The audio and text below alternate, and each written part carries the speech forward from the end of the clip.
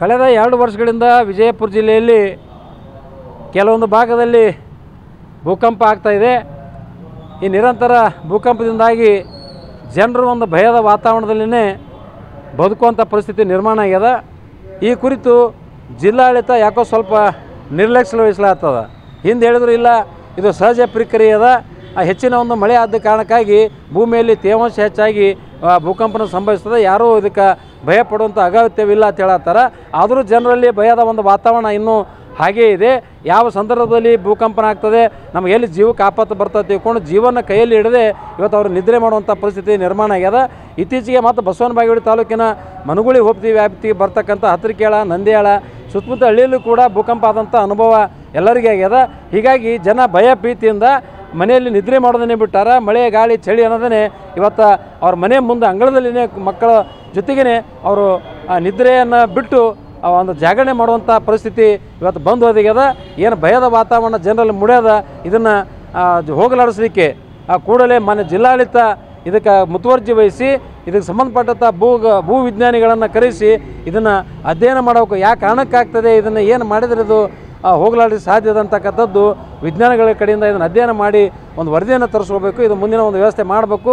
ಮತ್ತು ಜನರಲ್ಲಿ ಕೂಡ ಏನು ಭಯದ ವಾತಾವರಣ ಇದೆ ಅವರು ತಿಳುವಳಿಕೆ ಕೊಟ್ಟು ಯಾವುದೇ ರೀತಿ ಇದಕ್ಕೆ ಭಯಪಡೋ ಅವಶ್ಯಕತೆ ಇಲ್ಲ, ಏನು ತೊಂದರೆ ಇಲ್ಲ ತಿಳ್ಕೊಂಡು ಅವರಿಗೆ ಒಂದು ಮನವರಿಕೆ ಮಾಡಿಕೊಡುವಂಥ ಕೆಲಸ ಮಾಡಿ ಜನರ ಒಂದು ಭಯವನ್ನು ಹೋಗಲಾಡಿಸ್ಬೇಕು ತಿಳ್ಕೊಂಡು ನಾನು ಜಿಲ್ಲಾಡಳಿತಕ್ಕೆ ಮನವಿಯನ್ನು ಮಾಡ್ಕೋತೇನೆ. ಅರವಿಂದ್ ಕುಲಕರ್ಣಿ, ಅಖಂಡ ಕರ್ನಾಟಕ ರೈತ ಸಂಘದ ರಾಜ್ಯ ಪ್ರಧಾನ ಕಾರ್ಯದರ್ಶಿ. ವಿಜಯಪುರ ಜಿಲ್ಲೆಯಲ್ಲಿ ಕಳೆದ 1 ವರ್ಷಗಳಿಂದ ಹಲವಾರು ಭಾಗಗಳಲ್ಲಿ ಭೂಕಂಪ ಆಗಿರುವುದನ್ನು ನಾವು ನೋಡಬಹುದಾಗಿದೆ. ಈ ನಿಟ್ಟಿನೊಳಗೆ ಮಾನ್ಯ ಜಿಲ್ಲಾಡಳಿತ ಹಾಗೂ ಸಂಬಂಧಿಸಿದ ಎಲ್ಲ ಅಧಿಕಾರಿಗಳು ಸ್ಪಷ್ಟತೆ ನೀಡಬೇಕಾಗಿತ್ತು. ಆದರೆ ಯಾವುದೇ ಒಂದು ಸ್ಪಷ್ಟತೆ ನೀಡಲಾರದೆ ಮೂಕರಾಗಿ ಏನದ ಇವತ್ತಿನ ದಿನ ಪ್ರದರ್ಶನ ಮಾಡಲಾಕತ್ತಿದ್ದು ಒಂದು ಚಿಂತೆಗೆ ಈಡಾಗ್ಯದ. ಯಾಕಂತಂದ್ರೆ ವಿಜಯಪುರ ಜಿಲ್ಲೆಯಲ್ಲಿ ಈಗಾಗಲೇ ಹಲವಾರು ಪ್ರಾಚೀನ ಸ್ಮಾರಕಗಳು ಸುಮಾರು ಸಾವಿರಾರು ವರ್ಷಗಳಿಂದ ಇಲ್ಲಿರೋದ್ರಿಂದ ಹಲವಾರು ದೇಶ ವಿದೇಶಗಳಿಂದ ಪ್ರವಾಸಿಗರು ಬರ್ಲಾಕತ್ತಾರ. ಇನ್ ಕೇಸ್ ಇದೇ ರೀತಿ ಮುಂದುವರಿತಪ್ಪ ಅಂತಂದ್ರೆ ಆ ಪ್ರಾಚೀನ ಸ್ಮಾರಕಗಳು ಕೂಡ ಒಂದು ಏನಾದರೂ ಅಳಿವಿನಂಚಿನಲ್ಲಿ ಬರುವಂಥ ಸಾಧ್ಯತೆಗಳಿದ್ದಾವೆ.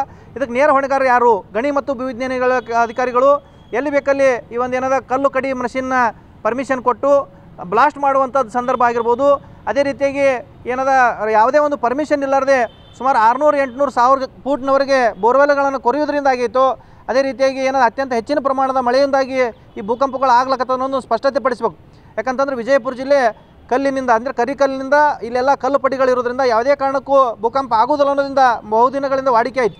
ಆದರೂ ಕೂಡ ಈ ಸಂದರ್ಭದಲ್ಲಿ ಪದೇ ಪದೇ ಆಗೋದ್ರಿಂದ ಎಲ್ಲ ಸಾರ್ವಜನಿಕರು ಹಾಗೂ ರೈತ ಬಾಂಧವರು ಆತಂಕಕ್ಕೀಡಾಗ್ಯಾರ. ಆದಷ್ಟು ಬೇಗನೆ ಮಾನ್ಯ ಜಿಲ್ಲಾಡಳಿತ ಇದ್ರ ಬಗ್ಗೆ ಸ್ಪಷ್ಟತೆ ಕೊಡಬೇಕು. ಇಲ್ಲಪ್ಪ ಅಂತಂದ್ರೆ ನಾವೆಲ್ಲರೂ ಕೂಡ್ಕೊಂಡು ಬಯಲು ಪ್ರದೇಶದಲ್ಲಿ ಅಂದರೆ ಹೊಲಮನೆಗಳದಾಗ ಗುಡಿಸ್ಲು ಹಾಕ್ಕೊಂಡು ಅಥವಾ ಜಿಲ್ಲಾಡಳಿತದ ಕಚೇರಿ ಮುಂದೆ ಗುಡಿಸ್ಲು ಹಾಕ್ಕೊಂಡು ಬದುಕುವಂಥ ಪರಿಸ್ಥಿತಿ ನಿರ್ಮಾಣ ಆಗ್ತದೆ. ಆದಷ್ಟು ಬೇಗನೆ ಜಿಲ್ಲಾಡಳಿತ ಒಂದು ವಿಶೇಷ ತಜ್ಞರ ತಂಡವನ್ನು ಕರೆಸಿ ಈ ವಿಜಯಪುರ ಜಿಲ್ಲೆಯಲ್ಲಿ ಪದೇ ಪದೇ ಯಾಕೆ ಈ ರೀತಿ ಆಗ್ಲಾಕತ್ತದ ಅನ್ನೋದು ಒಂದು ತನಿಖೆ ಮಾಡಿ ಒಂದು ವರದಿಯನ್ನು ಸಲ್ಲಿಸಿದ್ರೆ ಮಾತ್ರ ಇದಕ್ಕೊಂದು ಉತ್ತರ ಸಿಗ್ತದೆ. ಇಲ್ಲಪ್ಪ ಅಂತಂದ್ರೆ ಮುಂದಿನ ದಿನಮಾನಗಳಲ್ಲಿ ದೊಡ್ಡ ಮಟ್ಟದ ಒಂದು ಹೋರಾಟ ಮಾಡಬೇಕಾಗ್ತದೆ ಅಂತೇಳಿ ಸಂದರ್ಭದಲ್ಲಿ ಆಗ್ರಹಿಸ್ತದೆ.